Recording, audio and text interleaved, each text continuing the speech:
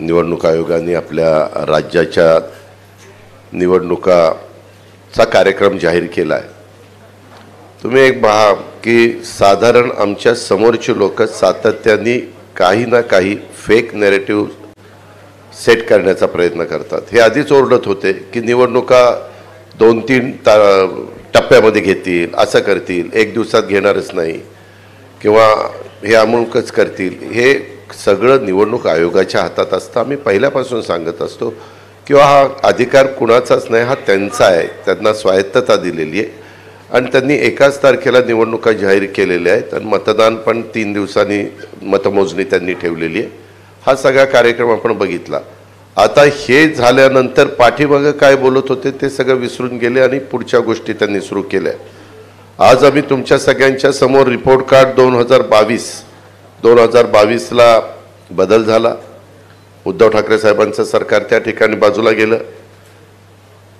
एकनाथराव शिंदेंच्या नेतृत्वाखालचं सरकार सुरुवातीला भाजप आणि शिवसेना अशा पद्धतीने अस्तित्वात आलं। नंतर 1 वर्ष गेल्यानंतर आम्ही लोक त्या सरकारमध्ये समाविष्ट झालो आणि गेले 1.5 वर्ष आम्ही सगळेजण मिळून त्या ठिकाणी काम करतोय। आता 22 ते 24चा हे रिपोर्ट कार्ड देत असताना आपण जर बघितलं तर सातत्याने आमच्याबद्दल असं सांगितलं जातं की ह्यांनी तिजोरी मोकळी केलेली आहे, कर्जबाजारी केलेलं आहे, अमुक झालेलं आहे, तमुक झालेलं आहे।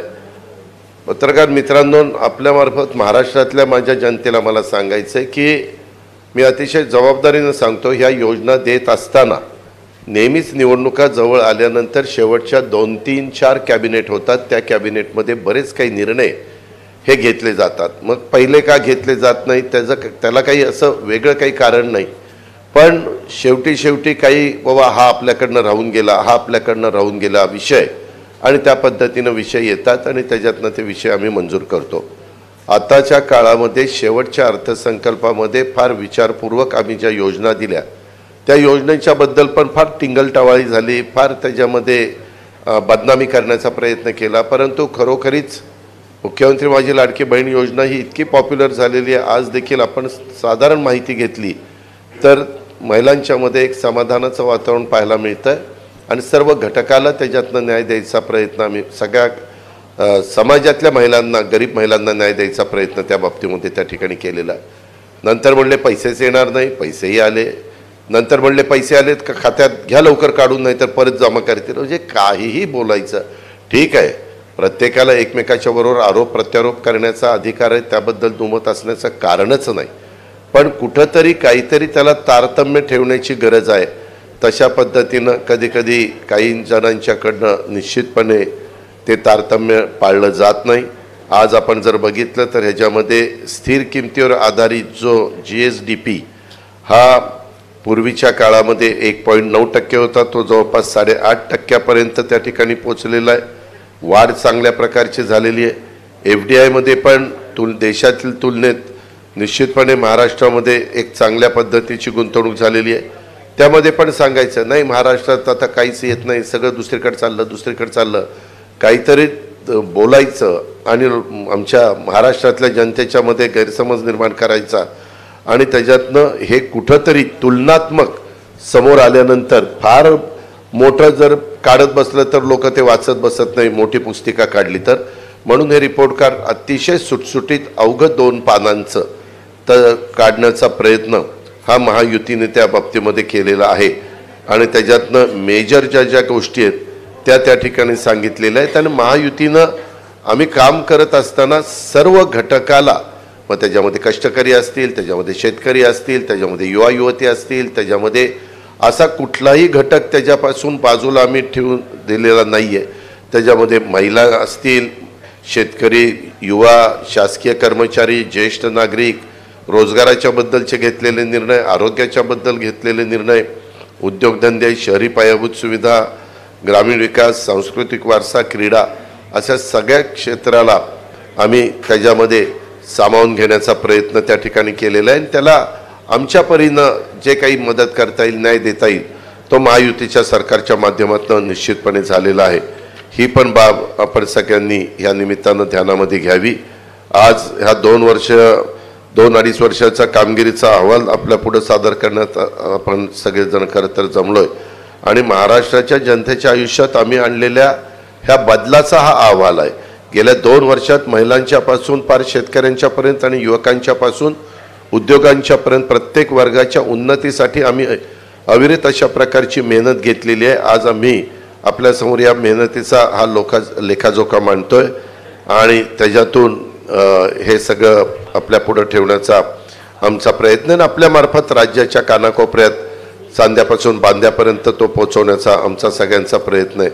तुम्ही पाहिलं एकंदरीतच जनतेचं जीवन बदलणाऱ्या योजना ह्या खऱ्या अर्थाने आम्ही देण्याचा प्रयत्न त्या ठिकाणी केलेला आहे। आमच्या योजनांचा मिळणारा खरं तर इतका अभूतपूर्व अशा प्रकारचा प्रतिसाद बघून आमचे विरोधक थोडेसे गडबडलेले आहेत। काही जण म्हणतात घाबरलेले आहेत, पण मी घाबरलेले नाही म्हणणार, गडबडलेले आहेत। माझी लाडकी बहीण मुख्यमंत्री माझी लाडकी बहीण योजनेच्या यशामुळं ते त्या ठिकाणी गडबडून गेलेत। आम्ही जेव्हा ही योजना जाहीर केली तेव्हा या योजनेची अंमलबजावणी कधी होणारच नाही असं ते म्हणायचे। त्यानंतर आमच्यावर टीका केली की फॉर्म भरले जातील पण पैसेच देणार नाहीत। त्याच्यानंतर आज आता 2.5 कोटी मायमाऊलींच्या खात्यामध्ये पैसे 5 महिन्याचे मिळून प्रत्येकी 7,500 साधारण त्यांचे फॉर्म कधी आले त्या पद्धतीने जमा झालेत। विरोधकांना आमच्या बहिणींच्या आयुष्यात होत असलेला सकारात्मक बदल हा पचनी पडत नसल्यामुळे आता ते सांगत आहेत की हे पैसे फक्त निवडणूक होईपर्यंत मिळतील।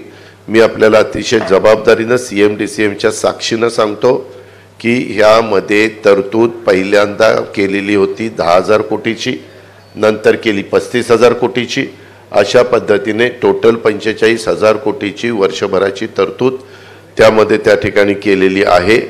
आणि महाराष्ट्रातील माझ्या सर्व मायमाऊली बहिणींना मला खात्री द्यायची या निमित्तानं की योजना तात्पुरती नाही, निवडणुका येतील निवडणुका जातील हे तर 5 वर्षांनी ठरलेलेच आहे, पण हे तुमचे जे काही पैसे आहेत ते तुमचा अधिकार आहे, कोणी ते काढू घेऊ शकत नाही। खरं तर भविष्यात या योजनेच्या माध्यमातून दिल्या जाणाऱ्या मदतीत आणखी वाढ करण्याचा सुतोवाच हा मुख्यमंत्र्यांनी केलेला आहे।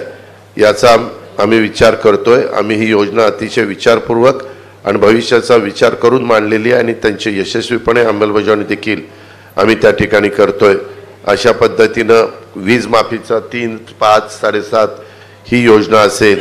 उलट मला ह्या निमित्ताने सांगायचं आहे, पूर्वी सुशीलकुमार शिंदे साहेबांचं सरकार असताना अशाच प्रकारे 2003 साली मोफत वीज देण्याची घोषणा केली, बिल दिलं आणि नंतर लगेच निवडणुका झाल्यानंतर ती योजना पद्धतशीरपणे बाजूला केली आणि बिलं द्यायला सुरुवात केलेली आहे।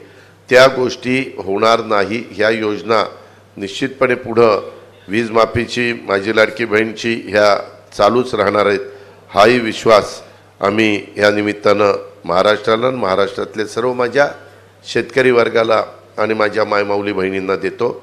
तसंच युवतींचा तो जो कार्यक्रम आहे तो देखील अशा बऱ्याचशा आमच्या योजना आहेत, परंतु बाकीचे पण मान्यवर बोलणार आहेत।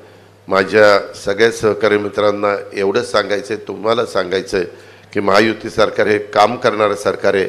येत्या काळात आम्ही मागच्या 2-2.5 वर्षात केलेल्या कामाच्या जोरावर आमच्या कामाचं काम रिपोर्ट कार्ड जनतेसमोर देऊन त्यांची मतं आणि महाराष्ट्राचं उज्ज्वल भविष्य घडवण्यासाठी आशीर्वाद मागणार आहोत। ह्याकरता ही आजची पत्रकार परिषद बोलवण्यात आलेली आहे। धन्यवाद, नमस्कार। निवडणुकीचा शंखनाद झालाय, अर्थात आमच्याकरता शंखनाद झालाय, काहींकरता ऐलान झालाय, पण आज या निमित्ताने आमच्या महायुती सरकारने 2-2.25 वर्षामध्ये जे काही कार्य केलेलं आहे त्याचं एक रिपोर्ट कार्ड आपल्यापुढे आम्ही ठेवतो आहोत। अर्थात हे संक्षिप्त रिपोर्ट कार्ड आहे, कारण आपल्याला ठळक बाबीच तुमच्यापर्यंत पोहोचवता येतील। सविस्तर त्यातला प्रत्येक मुद्दा आणि त्या घटकांकरता केलेली कामं याची पुस्तिका आहे, त्याच्यामुळे ती काही आपल्यासमोर ठेवणं आम्हाला आत्ता संयुक्तिक वाटत नाही, ते आपल्यापर्यंत आम्ही पोचवू। एक महाराष्ट्राच्या जनतेच्या लक्षात आलं असेल, स्थगिती सरकार गेल्यानंतर गती आणि प्रगतीचं सरकार हे गेल्या 2-2.25 वर्षामध्ये महाराष्ट्राने बघितलेलं आहे। आणि ज्या वेगाने मुख्यमंत्री एकनाथरावजी शिंदे यांच्या नेतृत्वातील सरकारने या महाराष्ट्रामध्ये ट्रान्सफॉर्मेशनल पूर्णपणे परिवर्तन करणाऱ्या अशा प्रकारच्या योजना आणल्या, या निश्चितपणे आमच्या कामाची गती आणि महाराष्ट्राची प्रगती या दोन्ही गोष्टी सांगणाऱ्या आहेत। खरं म्हणजे ज्याचा उल्लेख या ठिकाणी झाला की महाराष्ट्र हे पहिलं राज्य आहे की ज्या राज्याने शेती विजेकरता स्वतंत्र शेतकरी वीज कंपनी स्थापन केली। या कंपनीच्या अंतर्गत 14,000 मेगावॅट वीज निर्मितीचं काम सुरू केलं सोलरच्या माध्यमातून, आणि पुढच्या 15 ते 18 महिन्यामध्ये म्हणजे आत्तापर्यंत त्यातलं 1-1.5 मेगावॅट पूर्ण पण झालं। 15 ते 18 महिन्यात याचं सगळं काम डिलिव्हर होईल आणि त्यानंतर महाराष्ट्रातल्या शेतकऱ्यांना 365 दिवसा वीज ही आम्ही उपलब्ध करून देऊ। हा एक अत्यंत क्रांतिकारी निर्णय आणि काम, ही घोषणा नाही, याचं प्रत्यक्ष काम जमिनीवर आम्ही सुरू केलेलं आहे। आणि 8.5 रुपयांनी जी वीज पडायची ती वीज आता केवळ 3 रुपयाला पडणार आहे। त्यामुळे महाराष्ट्र सरकारचे 10,000 कोटी रुपये बजेटमधले आणि 5,000 कोटी रुपये क्रॉस सबसिडीचे आम्ही यातनं वाचवणार आहोत। आणि याच्याच आधारावर आम्ही शेतकऱ्यांना मोफत विजेची योजना आणली। आणि म्हणूनच जे अजितदादांनी सांगितलं की मागच्या काँग्रेसच्या सरकारमध्ये घोषणा केली आणि नंतर बदलून गेले, कधी प्रिंटिंग मिस्टेक सांगितली, असा हा निर्णय नाही, तर अतिशय वेल थॉट विचारपूर्वक कृती करून आणि पुढचे वर्षानुवर्ष हा निर्णय चालेल अशी व्यवस्था करून आम्ही हा निर्णय घेतला आहे। आणि म्हणून शेतकऱ्यांना विजेचं बिल माफ जे केलेलं आहे ते भविष्यात देखील सुरू राहील आणि त्यांना दिवसा 12 तास वीज मिळेल। दुसरा महत्त्वाचा आम्ही निर्णय केला की शेतकऱ्यांना मागेल त्याला सौर पंप केवळ 10% पैसे भरायचे आणि त्याला सौर पंप मिळेल। 25 वर्ष विजेचं बिल येणार नाही, 5 वर्ष सगळी देखरेख ही सरकार करेल। चोरीला गेला तर इन्शुरन्स आहे, तुटफूट झाली तर इन्शुरन्स आहे, आणि मागितल्यानंतर 3 महिन्यात त्याच्या शेतीमध्ये तो पंप लागतो, ही पण व्यवस्था आपल्या सरकारने केली आहे। त्यामुळे विजेच्या बाबतीत शेतकऱ्याला चिंतामुक्त करण्याचं काम हे आपल्या सरकारच्या माध्यमातून या ठिकाणी झालेलं आहे।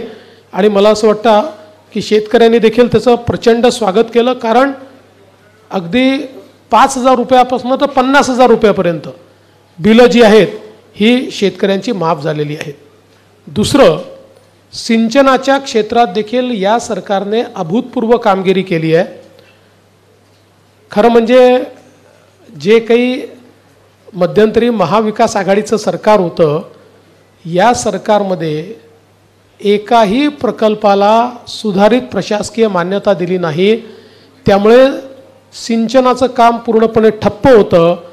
आत्ता या सरकारमध्ये 145 प्रकल्पांना त्या ठिकाणी सुधारित प्रशासकीय मान्यता दिलेली आहे, ज्यामुळे 22,73,000 हेक्टर सिंचन क्षमता तयार होईल।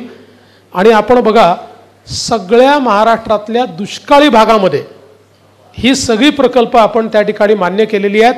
अनेक दुष्काळी भागातले कामांची सुरुवात केलेली आहे, म्हणजे अगदी पश्चिम महाराष्ट्रातला दुष्काळी भाग असो, मराठवाड्यातला असो की विदर्भातला असो, कामांची सुरुवात देखील झालेली आहे। आणि सगळ्यात महत्त्वाचं जे अशक्यप्राय वाटायचं, नदीजोड प्रकल्प, वैनगंगा, नळगंगा, पैनगंगा नदीजोड प्रकल्प 90,000 कोटी रुपयाचा, नार पार गिरणा नदीजोड प्रकल्प आपण केला। पश्चिमी वाहिन्यातनं वाहून जाणारं जे पाणी आहे 55 TMC, हे पाणी गोदावरीच्या खोऱ्यामध्ये आणून गोदावरीचं तुटीचं खोरं हे बॅलेन्स करून मराठवाड्याला कायमचं दुष्काळमुक्त करायचं आणि नाशिक आणि नगर जिल्ह्यातले जे काही वादाचे विषय आहेत ते पूर्ण संपवायचे, या दृष्टीनं त्याचीही कारवाई आपण पूर्ण केली, वैधानिक कारवाई पूर्ण केली। त्याच्याही संदर्भात सगळं त्याचं फर्स्ट स्टेजचं टेंडर आपण त्या ठिकाणी काढलेलं आहे. त्यामुळे यातली कुठली योजना ही केवळ कागदावर नाही, सगळ्या टेंडर स्टेजला टेंडर निघालं आहे, अनुसंधान चाललेलं आहे. अशा प्रकारे सिंचनाच्या क्षेत्रामध्ये प्रचंड मोठं काम हे आपल्या सरकारने या 2-2.5 वर्षामध्ये या ठिकाणी केलेलं आहे. वेगवेगळे जे घटक आहेत, मग आपले निराधार असतील, विधवा असतील, पोलीस पाटील असतील, ग्रामसेवक असतील, अंगणवाडी सेविका असतील, कोतवाल असतील, होमगार्ड असतील, आशाताई वर्कर असतील, एकही असा घटक नाही की ज्या घटकाला आपल्या सरकारने दिलासा दिला नाही. आता काल परवाच होमगार्डचे जे मानधन आहे ते दुप्पट आपल्या सरकारने केलं आणि या सगळ्या घटकांना भरघोस अशा प्रकारची वाढ देऊन त्यांच्याही जीवनामध्ये परिवर्तन करण्याचं काम केलं आहे. तसंच वेगवेगळे जे समाज आहेत, मग ते आता आगरी समाज असेल, कोळी समाज असेल, गवळी समाज असेल, मासेमारी करणारे असतील, यंत्रमाग असतील, कुंभार समाज असेल, चिंपी समाज असेल, लोहार समाज असेल, सोनार समाज असेल, आर्यवैश्य समाज असेल, तेली समाज असेल, वेगवेगळ्या समाजांचे त्या ठिकाणी आपण महामंडळं तयार करून आणि त्या माध्यमातून लक्षित घटक म्हणून त्यांच्याकडे आपल्याला कसं लक्ष देता येईल हा प्रयत्न केला. आणि त्याचवेळी आपण अण्णासाहेब पाटील आर्थिक विकास महामंडळाच्या माध्यमातून 1 लाखापेक्षा जास्त मराठा तरुणांना उद्योजक करण्याचं काम याच सरकारने या ठिकाणी केलेलं आहे.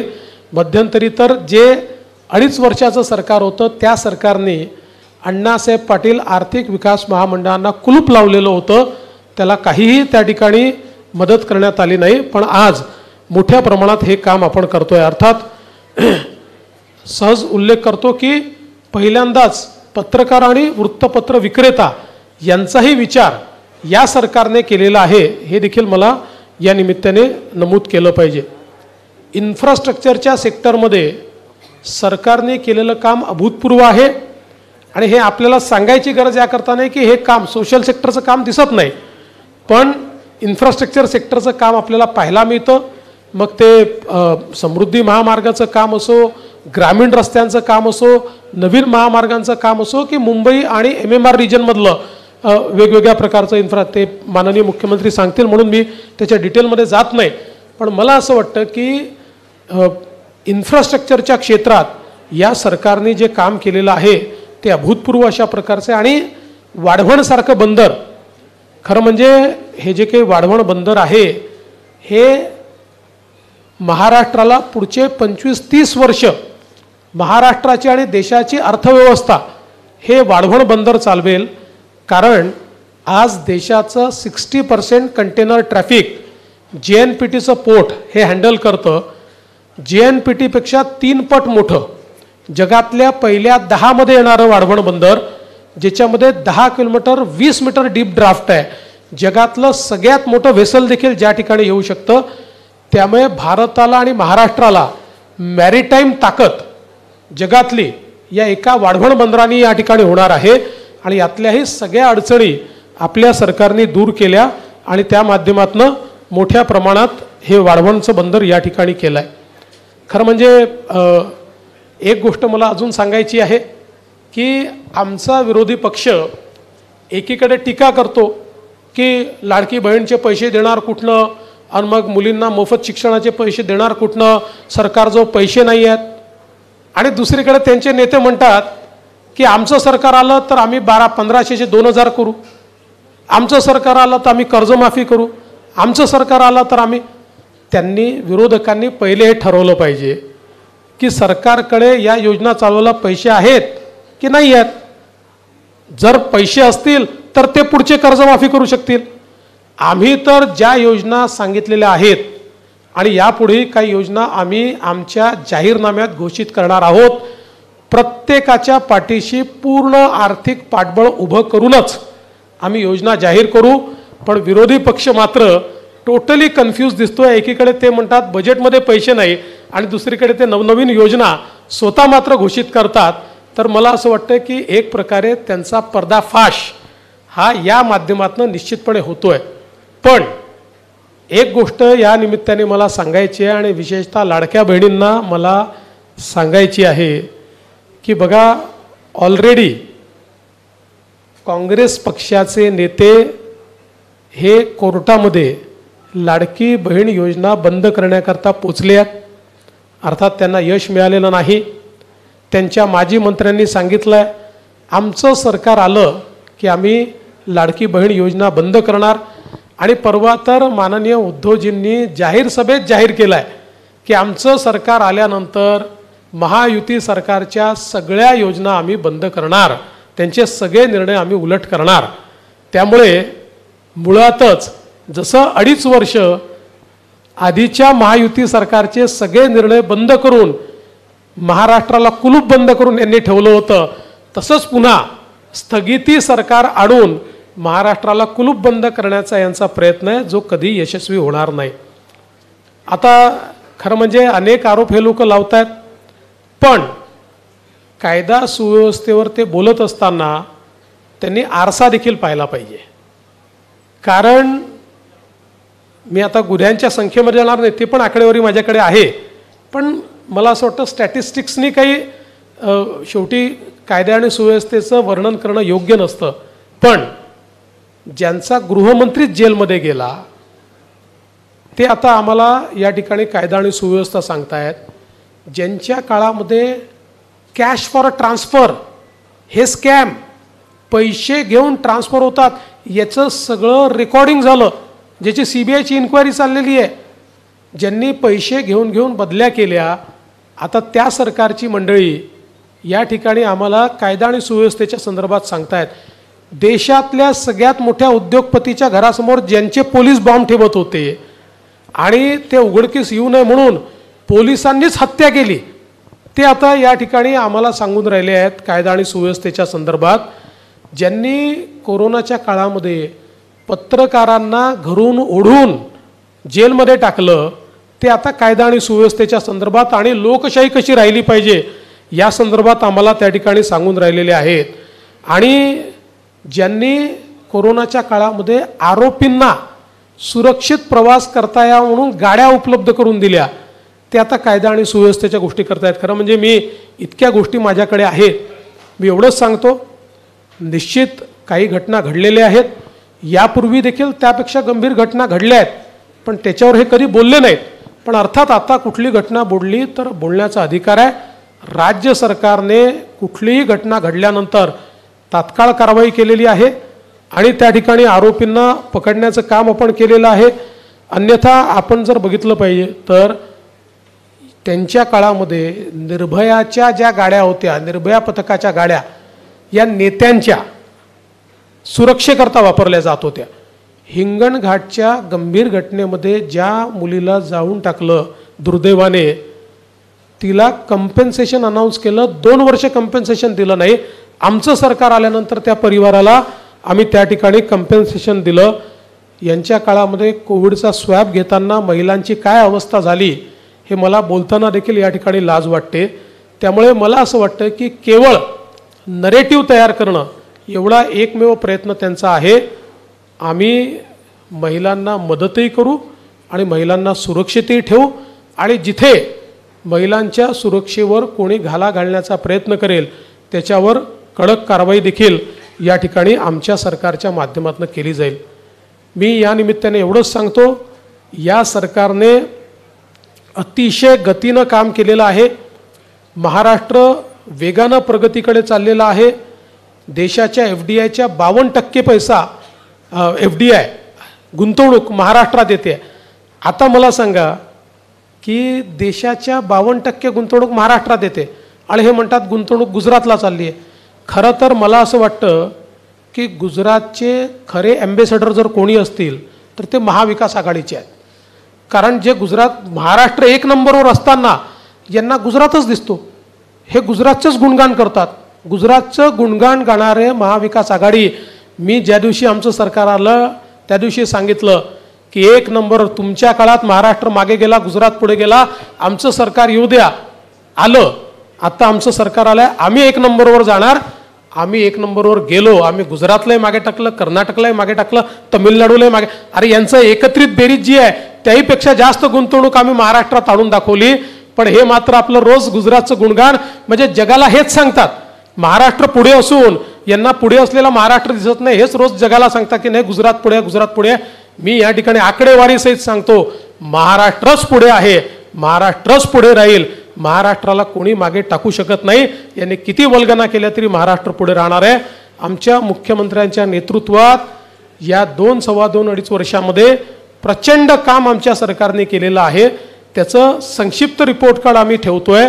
कालांतराने हळूहळू सगळ्या गोष्टी समोर ठेवू आणि मला विश्वास आहे की जनतेचा पाठिंबा आणि आशीर्वाद हा पुन्हा आम्हाला मिळेल आणि जे कामं राहिली आहेत ती कामं पुढच्या 5 वर्षामध्ये आम्ही करून दाखवू, हा विश्वास मी व्यक्त करतो. धन्यवाद. आज आम्ही महायुतीचं एक रिपोर्ट कार्ड कामाचं आपल्यासमोर मांडण्याचा प्रयत्न केला आहे. खरं म्हणजे देवेंद्रजींनी सांगितलं हे संक्षिप्तच आहे, खरंच आहे. कारण एवढी कामं आम्ही केली आहेत की एका एवढ्या रिपोर्ट कार्डमध्ये ते मावू शकत नाहीत. परंतु जाहीरनामा लोक काढतात, पण कामं केलेला वचननामा किंवा वचनपूर्ती किंवा रिपोर्ट कार्ड सादर करायला हिंमत लागते. आणि ती हिंमत का लागते तर त्याला कामं करावी लागतात. आणि म्हणून गेल्या 2-2.25 वर्षामध्ये महायुती सरकारने केलेली कामं या रिपोर्ट कार्डमध्ये संक्षिप्तपणे आम्ही मांडलेली आहेत. पुढे विस्तृतपणे आम्ही जी प्रत्येक विभागनिहाय सेक्टरनिहाय सर्व प्रत्येक घटकाला दिलेला न्याय त्या संदर्भात आपल्याकडे येऊच. परंतु महायुतीने गेल्या 2-2.25 वर्षामध्ये केलेलं काम जे आहे हे काम वाखाणण्यासारखं आहे आणि त्याची पोचपावती सर्वसामान्य माणूस देखील देतोय. आज आपण हे सगळे त्याला साक्षीदार आहात की एवढे निर्णय आता आज आपण पाहिलं तर इन्फ्रास्ट्रक्चरमध्ये माझ्या अगोदर दोन्ही उपमुख्यमंत्र्यांनी त्याला स्पर्श केलेला आहे. आज पायाभूत सुविधांमध्ये राज्य देशामध्ये नंबर 1ला आहे. आज अटल सेतूच आपण पाहिला, तुम्ही प्रवास केला असेल, 1-1.5 तासाचं अंतर केवळ 15-20 मिनिटावर आलं. आज कोस्टल हायवे मुंबईचा पाहिला, त्याच्यावर आपण प्रवास केला आहे. आज मेट्रोमधून आपण प्रवास करताय, समृद्धी हायवेवरून आपण प्रवास करतोय. मुंबई पुणे आता तो तर झाला आहे, त्याला आणखी आम्ही लवकर जलद गतीने कसं पोचता येईल त्यासाठी काम करतोय, केलं आहे. एक मिसिंग लिंक तिकडे करतोय, अर्धा तास अगोदर पुणे मुंबई प्रवास होईल. आज ज्या योजना म्हणजे इन्फ्रा प्रकल्प जे आहेत हे राज्याच्या विकासाला गती देणारे असतात. ज्या राज्यामध्ये इन्फ्रास्ट्रक्चर मोठ्या प्रमाणावर सुरू असतं त्या राज्याची प्रगती वेगवान होत असते. कारण शेवटी कनेक्टिव्हिटी महत्त्वाची असते आणि पायाभूत सुविधाही महत्त्वाच्या असतात. आणि जेवढं पोटेन्शियल आपल्या महाराष्ट्रामध्ये आहे ते पूर्णपणे त्याचा वापर करण्याचा प्रयत्न आम्ही केला आहे. 2-2.25 वर्षामध्ये आम्ही सर्व काही केलं असं म्हणू शकत नाही, म्हणणारही नाही. परंतु 2.5 वर्षाचा कालावधी महाविकास आघाडीचा आणि महायुतीचा 2-2.25 वर्षाचा याचं कंपॅरिझन जर केलं तर 2.5 वर्षामध्ये सगळे प्रकल्प बंद पाडण्याचं काम केलं. मग ते आरे कारशेड असेल, मेट्रो 3 असेल, समृद्धी असेल, अटल सेतू असेल, सगळे प्रकल्प त्याच्यामध्ये स्पीड ब्रेकर टाकण्याचं काम केलं. आज मी सांगू इच्छितो आपल्याला की कारशेड जर आम्ही आल्यानंतर स्टे उठवून चालू नसतं केलं तर ते आणखी 10 वर्ष झालं नसतं. मेट्रो 3 आज आपण प्रधानमंत्री महोदयांच्या शुभाचे सुरू केलं. 13 ते 15 लाख लोक प्रवास करतायत. ते मला सांगितलं होतं तुम्ही त्याला स्टे द्या, त्याची चौकशी लावा, ते बंद करा. आणि या कारशेड आणि मेट्रो 17,000 कोटी रुपये त्याच्यामुळे त्यांच्या बालहट्ट असेल किंवा अहंकार असेल यामुळे वाढले. नाही तर 17,000 कोटी रुपये आम्ही आता आमच्या लाडक्या बहिणींना आम्ही आणखी जादा पैसे देऊ शकलो असतो. हे दुर्दैव आहे. अँटी डेव्हलपमेंट विजन ठेवून काम करणारे लोक. महाविकास आघाडीने 2.5 वर्षामध्ये आज पायाभूत सुविधा ठीक आहे, पायाभूत सुविधा सोडल्यानंतर आम्हाला ते म्हणतात की उद्योग गेले, उद्योग पळवले. जसं आता देवेंद्रजी म्हणाले गुजरात ते प्रसिद्धी तेच करतायत. अरे गुजरात आणि कर्नाटक पहिल्या नंबरला दुसऱ्या नंबरला गेलं, आपण तिसऱ्या नंबरला होतो. पण जसं आमचं सरकार महायुतीचं आपलं सरकार आलं, परत राज्य पहिल्या नंबरवर आलं. आज दावोसमध्ये 5 लाख कोटीचे करारनामे झाले. इथे गेल्या 2-3 महिन्यात 2 लाख कोटीचे करारनामे झाले. आणि नुसते करारनामे नाही, त्याचं एक्झिक्युशन आम्ही करतोय. त्यांच्या काळात काय झालं आपल्याला माहीत आहे. 80,000 कोटीचे दाखवले, नंतर कुठे गेले माहीत नाही. आणि हे सगळं जे आहे हे सगळं जनतेसमोर आहे. आणि आम्ही आज उद्योजकांना रेड कार्पेट दिलेलं आहे. त्यावेळेस कोणी विचारत नव्हतं, त्यामुळे उद्योजक जात होते. सहकार्य मिळणार नाही ही भावना त्यांची मनामध्ये निर्माण झाली. पण कुठलाही उद्योजक कुठेही अडचणीत आला तर आम्ही स्वतःहून त्याला ॲड्रेस करतो, त्याची तक्रार दूर करतो. आज या ठिकाणी जे उद्योग इंडस्ट्रीमध्ये जे काम केलं आहे, ज्या इंडस्ट्री आलेल्या आहेत त्या आणखी वाढवतात. अगदी गडचिरोलीपर्यंत इंडस्ट्री गेली आहे. म्हणजे इतर राज्यामध्ये ठीक आहे, इतर ठिकाणी, पण गडचिरोलीसारख्या नक्षलग्रस्त भागात, आदिवासी भागात देखील इंडस्ट्री पोहोचली. याचं त्यांना आता सुरक्षित वाटू लागलेलं आहे. मोठ्या प्रमाणावर नोकऱ्या होत आहेत, मोठ्या प्रमाणावर लोकांच्या हाताला काम मिळतं आहे. आज आम्ही हे सर्व करत असताना उद्योग इकडे आणत असताना तुमच्या समोर आम्ही संपूर्णपणे चित्र उद्योगांचं या ठिकाणी ठेवायलाही तयार आहोत. कारण शेवटी हे इंडस्ट्री फ्रेंडली स्टेट झालं आहे. आता लोक इकडे येऊ लागलेत, लोकांना सुरक्षित वाटू लागलेलं आहे. आणि म्हणून सेमीकंडक्टरसारखे प्लॅन नव्या मुंबईत सुरू होऊ लागले. जवळपास 80-90 हजार कोटीचे सेमीकंडक्टर आता काही दिवसात आपल्याकडे MOU होतोय. असे लाखो कोटी रुपयांचे प्रकल्प आपल्या राज्यात होत आहेत. जर उद्योग पळाले तर कोण राहिलं असतं बरं? ज्याच्याबद्दल बोलतायत तो कुठं सुरू झाला, काय झाला याचं तरी आम्हाला सांगा आता पता. परंतु खोटं बोलायचं पण रेटून बोलायचं अशा प्रकारचं काम ते करतायत. एकीकडे विकास, सगळ्या डेव्हलपमेंटच्या मी प्रकल्पांबद्दल आपल्याला बोललोच नाही, त्याला वेळ खूप लागेल. एवढे प्रकल्प आम्ही केलेत. आज नवीन आम्ही प्रकल्प करतोय. ॲक्सेस कंट्रोल ग्रीड 5000 किलोमीटरचं करतोय. मुंबई गोवा, मुंबई सिंधुदुर्ग ग्रीनफील्ड रस्ता करतोय.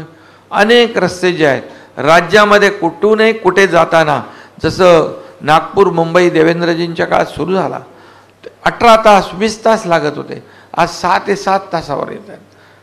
अशाच प्रकारचं कुठल्याही कोपऱ्यात राज्यात जायचं 6 ते 7 तासापेक्षा जास्त अंतर प्रवासाला लागता कामा नये. अशा प्रकारचं आम्ही ॲक्सेस कंट्रोल ग्रीड डोळ्यासमोर आहे. त्याचबरोबर एकीकडे विकास, एकीकडे उद्योग, दुसरीकडे कल्याणकारी योजना. आज कल्याणकारी योजना जर आपण पाहिल्या तर त्याच्यामुळे तर त्यांच्या पायाखालची वाळू घसरली आहे, बिथरलेले आहे, त्यांचं अवसान गळालेलं आहे. आणि त्यांनी एक प्रकारे पराभव त्यांना डोळ्यासमोर दिसू लागला आहे. कारण म्हणून काही ना काही उलटसुलट आरोप करू लागलेत. ते काय त्यांनी एक कुठलं पुस्तिका नाही, ते काय फिल्म काढले एक ह्याच्यावर, तर त्याच्यामध्ये जेवढं काय सांगितलं ते सगळं खोटं आहे. अरे एक तरी काहीतरी खरं सांगा त्याच्यामध्ये. आणि तो शुद्धीमध्ये होता, त्याने बनवलेली तो माहीत नाही मला. आणि कधी ते म्हणजे कधी कोणाचं वाचतो, कधी वाचतो, काय वाचतो आणि काही बोलायला लागले. काय कुणाचा काही संबंध नाही. त्या दिवशी भाषणामध्ये गाईचाच संबंध मराठी भाषेबरोबर जोडला. अरे काय चाललंय? एवढे बिथरून गेलेत, एवढे सगळे गोंधळलेले आहेत. अशा परिस्थितीमध्ये कसं काय होणार? आणि म्हणून आम्ही ते CM CM CM करतायत, आम्ही लोकांसाठी काम काम काम. आणि म्हणून या ठिकाणी एवढंच मी सांगतो की आम्ही टीम म्हणून काम करतोय. राज्यातला सर्वसामान्य माणूस, कॉमन मॅन, त्याच्या आयुष्यात बदल झाला पाहिजे, त्याच्या जीवनामध्ये बदल झाला पाहिजे. तो कॉमन मॅन न राहता तो सुपरमॅन झाला पाहिजे. आणि ह्यांना स्वतःलाच सुपरमॅन व्हायचं. अरे पण किती होणार? 1 2 3 4 5 किती? एकदा ते ठरवा. आणि म्हणून आमच्या सर्वसामान्य माणसाला, कॉमन मॅनला आम्हाला ताकद द्यायची आहे. म्हणून तर आम्ही मुख्यमंत्री माझी लाडकी बहीण योजना आम्ही सुरू केली. 1,500 रुपये त्याची टिंगल केली. ते म्हणाले भीक देता काय, विकत घेता काय, लाच देता काय. कोर्टामध्ये गेले, कोर्टाने इकडून पळवलं त्यांना मुंबईतून. आता तुमच्या नागपूरमध्ये गेलेत, वलपड्डी का पलपड्डीवर, तो वडपल्लीवर. अरे सुनील केदारचा माणूस, काँग्रेसचा माणूस, इथं जो गेला होता तो पण महाविकास आघाडीचा माणूस. म्हणजे कोर्टात जाता तुम्ही. योजना एवढी जेलसी, एवढी पोटदुखी. कारण मुख्यमंत्री लाडकी बहीण योजना सुपरहिट झालेली आहे. आता सगळ्या बहिणी 2,30,00,000, 2,50,00,000 आमचं टार्गेट होतं. 2,30,00,000 लाडक्या बहिणींच्या खात्यात पैसे गेले. फक्त गेले नाही तर आम्हाला माहीत होतं आचारसंहिता काहीतरी अजून आहे, विरोधक आडवा आणतील म्हणून ऑक्टोबरमध्येच आम्ही नोव्हेंबरचे पैसे देऊन टाकले. म्हणजे देण्याची आमची नियत आहे, नीती आहे. आमचं स्वच्छ जो काय देण्याचा उद्देश आहे तो स्वच्छ आहे. आणि म्हणून लाडकी बहीण झाली, लेक लाडकी लखपती झाली. त्याचबरोबर मुलींना उच्च शिक्षण, डॉक्टर, इंजिनियर, वकील बनायचं आहे. कधी नव्हता निर्णय, तो आम्ही घेतला. आज ज्येष्ठांना 3,000 रुपये DBT डायरेक्ट त्यांच्या खात्यात आम्ही देण्याचा निर्णय घेतला. मुख्यमंत्री तीर्थदर्शन योजना, गाड्या जाऊ लागल्या, ट्रेन भरून भरून ज्येष्ठ लोक यात्रा करू लागले. आणि हे सगळं करत असताना आम्ही एकच लक्षात, बळीराजा वीज बिल माफ योजना सगळ्यात महत्त्वाची योजना. 7.5 HP मोटर पंपाने शेती करणाऱ्या शेतकऱ्यांना वीज बिल माफ केलं. शेतकरी हा अन्नदाता आहे. आमच्या तिजोरीवर सगळ्यात पहिला अधिकार बळीराजाचा आहे, शेतकऱ्याचा आहे. आणि म्हणून त्याच्यासाठी आम्ही योजना केल्या. 6,000 रुपये केंद्र सरकार, मोदी साहेब, 6,000 रुपये आपलं सरकार, 12,000 रुपये वर्षाला त्यांच्या खात्यात. 1 रुपयात पीक विमा योजना देणारं देशातलं पहिलं राज्य आहे. मागेल त्याला सोलर, मागेल त्याला शेततळं. ही योजना आता वीज बिल माफ योजना आम्ही केली आहे. शेतकऱ्यांना जवळपास नुकसान भरपाईपोटी 16,000 कोटीचं वाटप झालं. त्याचबरोबर संपूर्ण योजना पकडून 46,000 कोटी रुपये शेतकऱ्यांना आम्ही दिले. महाविकास आघाडीने कर्जमाफी केली होती. त्या कर्जमाफीतले रेग्युलर कर्ज परतफेड करणाऱ्यांना 50,000 इन्सेंटिव्ह देण्याचा निर्णय त्यावेळेस घेतला. पैसे दिले नाही, त्याची परतफेड आम्ही करतोय. त्यांची परतफेड म्हणजे त्यांना देण्याचं काम. म्हणजे खोटी आश्वासने द्यायची आणि नंतर हातवर करायचे, असले धंदे आम्ही कधी केले नाहीत, करणारही नाही. आणि म्हणून या ठिकाणी इतक्या मोठ्या योजना, मोठ्या प्रमाणावर योजना, त्याच्यामध्ये आम्ही घरातला प्रत्येक माणूस घेतला आहे. जन्माला आलेली मुलगी, लाडकी बहीण, त्याचबरोबर मुलगी शिकत असेल तिचं उच्च शिक्षण, त्याचबरोबर महिला, त्याचबरोबर ज्येष्ठ, त्याबरोबर शेतकरी, कामगारांना आम्ही किट दिले. घरकाम करणाऱ्या महिलांना आम्ही किट दिले. आज प्रत्येक घरातल्या प्रत्येक माणसाला योजनेचा लाभ मिळतोय. लोक म्हणतात घरात बसून काय, लोकांच्या दारी जाऊन कार्यकर्त्यांनी काम केलं पाहिजे असं आमचे बाळासाहेब सांगायचे. कार्यकर्ता नेता घरात नाही तर लोकांच्या दारात शोभून दिसतो.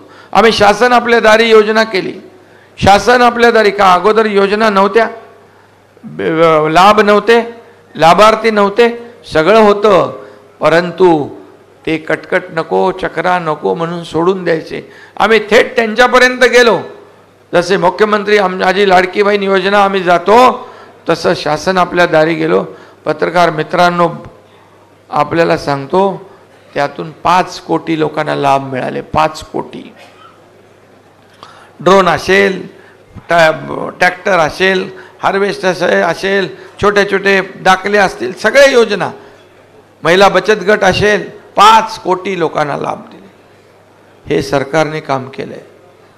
आणि हे 2 वर्षामध्ये, 2.25 वर्षामध्ये जे काम केलंय, हे आपण त्याच्यामध्ये या संक्षिप्त ह्याच्यात आम्ही मांडण्याचा प्रयत्न केलेला आहे. परंतु आपल्याला मी एकच सांगतो, हे कुठलं काम आहे की आता योजना, जलयुक्त शिवार योजना तुम्ही चालू केली होती, यांनी बंद करून टाकली. अनेक योजना, मेट्रो सगळं बंद करून टाकलं. आम्ही आल्यावर चालू केले, स्टे काढून टाकले. मराठवाडा वॉटर ग्रीड बंद करून टाकली. दुष्काळ आहे. अरे बाबा, आम्ही आल्या पहिला मराठवाडा वॉटर ग्रीडचं काम, त्याचं मान्यता दिली. आज पश्चिमी वाहिन्यातून वाहून जाणार समुद्राकडे पाणी दुष्काळग्रस्त भागात वळवलं पाहिजे, ते आम्ही करतोय. आदरणीय प्रधानमंत्री महोदयांनी नीती आयोगाच्या बैठकीत देखील याला प्राधान्य दिलेलं आहे. आज केंद्र आणि राज्य, ते म्हणून दुष्काळग्रस्त भाग मराठवाडा, हा दुष्काळवाडा, हा त्याचा शब्द आम्हाला पुसून काढायचा आहे.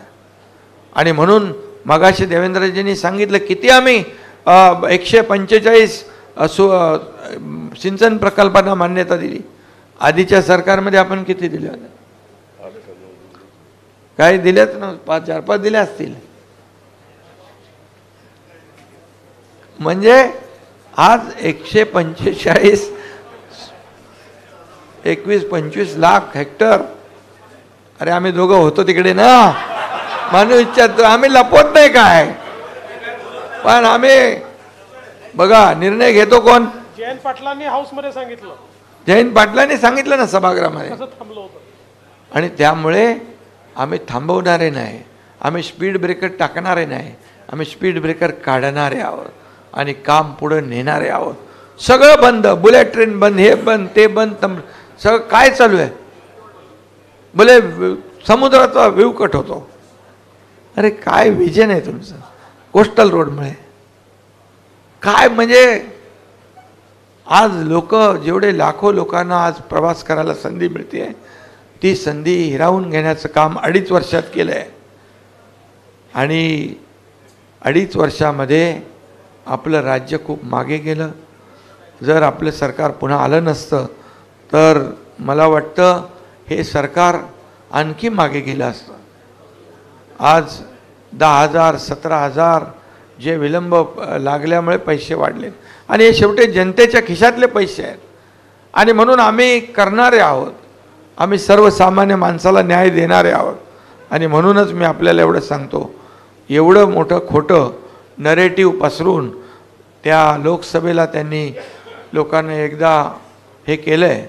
परंतु आता मात्र या ठिकाणी जनता फसणार नाही. त्यांना 2-2.25 वर्षात किती कामं केली आम्ही.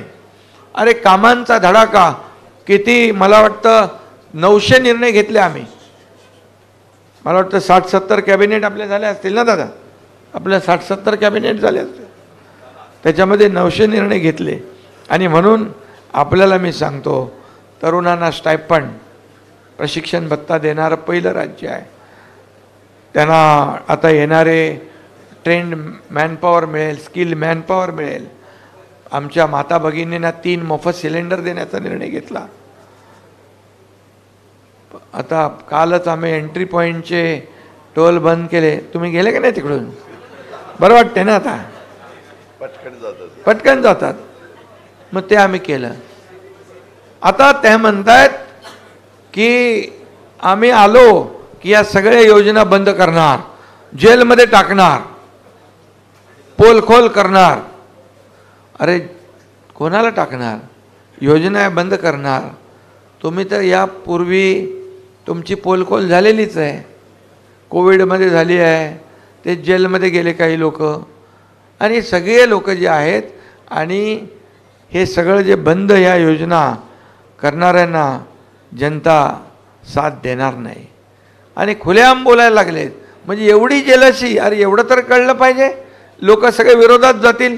कारण लाडकी बहीण योजनेला कोणी टच करायला गेला त्याचा कार्यक्रमच झाला समजा.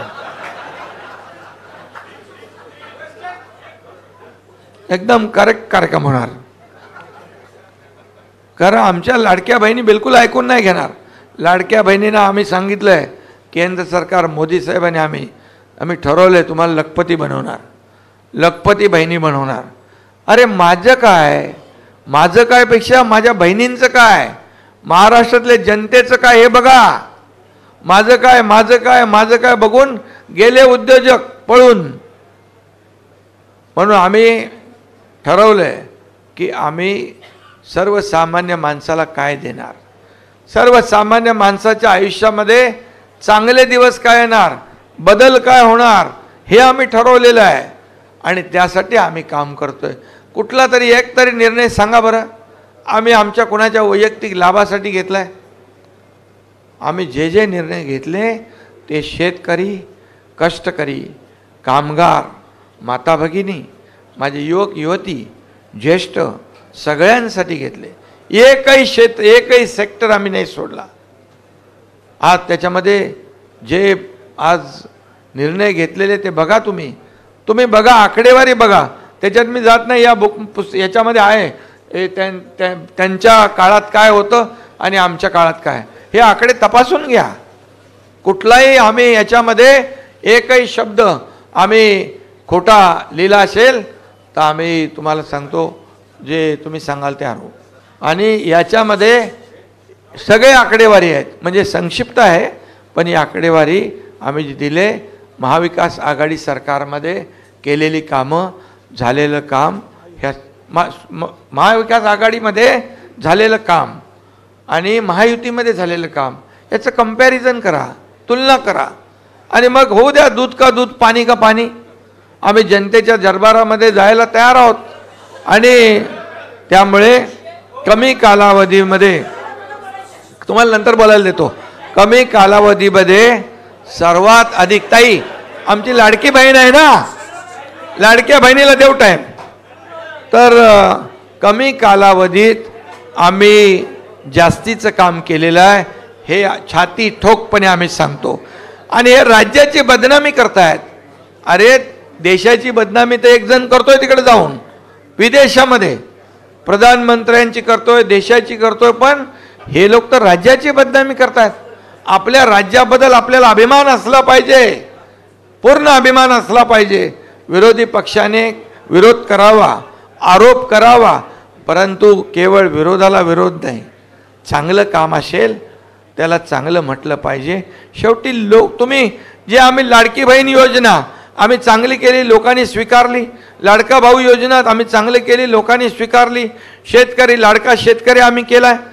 अरे काल परवा तर लाडका आमचा प्रवासी पण केलाय. तर ह्या लोकांच्या विरोधात तुम्ही जेवढं बोलाल तेवढं तुम्ही खड्ड्यामध्ये जाल. हे पण एवढं साधं त्यांना कळत नाही. काही लोकांनी सुपारी घेतले, महाविकास आघाडीतल्याच लोकांनी खड्ड्यात घालण्याचं, त्यांना त्यांचं लकलाभ. पण आम्ही त्यांच्यावर जात नाही. आम्ही काम करू आणि आपल्याला मी सांगतो काम करायचं आहे, या राज्यासाठी काम करायचं आहे.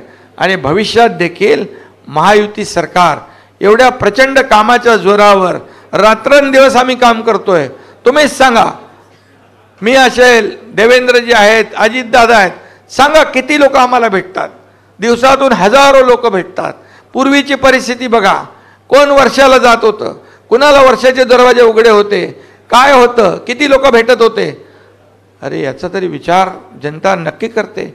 जनताच बोलते हे चालतं बोलतं सरकार आहे. हे कुठं, अरे मुख्यमंत्री सहायता निधीमध्ये तुम्ही 2-3 कोटी रुपये देता आणि आम्ही 350 कोटी दिले. हे कुणाचे पैसे आहेत? हे जनतेचे पैसे. त्याचा जीव वाचवला पाहिजे. आला कोणी की लगेच आम्ही सही करतो.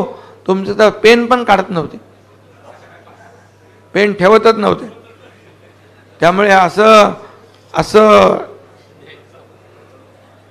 बघा, मला कोणावरही टीका करायची नाही.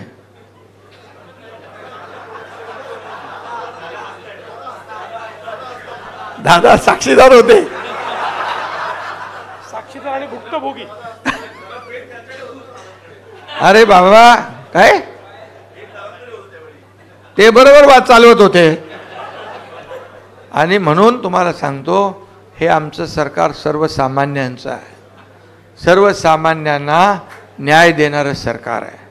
आणि म्हणून आम्ही जे काम केलेलं आहे याची पोचपावती येणाऱ्या निवडणुकीमध्ये महायुतीला जनता दिल्याशिवाय राहणार नाही, एवढाच विश्वास मी या ठिकाणी व्यक्त करतो. आणि यानंतर तुम्हाला सांगतो की रिपोर्ट कार्ड देणारं हे आमचं पहिलं सरकार आहे. त्याला डेअरिंग, हिंमत लागते, धाडस लागतं, केलेली कामं करावी लागतात, नाही तर रिपोर्टमध्ये देणार काय? आम्ही हा प्रकल्प बंद पाडला, आम्ही तो प्रकल्प बंद पाडला, आम्ही ही योजना बंद केली, हे देणार तुम्ही? आणि म्हणून मला अभिमान आहे, आम्ही जे काम केलं, माझे दोन्ही उपमुख्यमंत्री, माझे सर्व मंत्रिमंडळातले सहकारी, यांचं सर्वांचं सहकार्य, सर्व लोकांचं सहकार्य. आणि तुम्हालाही सांगतो, तुम्ही फक्त रोजचा सकाळचा ते दाखवता, अरे दिवस काय लोकांच्या जीवनात, अटल सेतू दाखवा, कोस्टल दाखवा, मेट्रो 3 दाखवा, अरे ते दाखवायला तुमचा TRP वाढेल, लोक बोलतील यांच्या चॅनलवर विकास कामं दाखवत आहेत. नुसतं ते आता आवडत नाही लोकांना, सकाळ काय ते काय, रोज त्यांचं काम चालूच आहे, भोंगावाच असतो. भोंगे अजून बरेच वाढलेत, पण आम्ही त्या भोंग्याकडे लक्ष देत नाही, आम्ही आमच्या कामाच्या प्रती फोकस आहोत. आणि म्हणूनच अवघ्या थोड्या दिवसात आपलं सरकार लाडकं सरकार झालं आहे. बहिणी बोलू लागल्यात, हे लाडकं सरकार आहे. अरे याच्यापेक्षा जास्ती काय पोचपावती पाहिजे? आम्ही काही कोणाला घाबरत नाही, किती आरोप करा, काही करा, तुमच्या आरोपाला आम्हाला उत्तर द्यायची गरज पण नाही.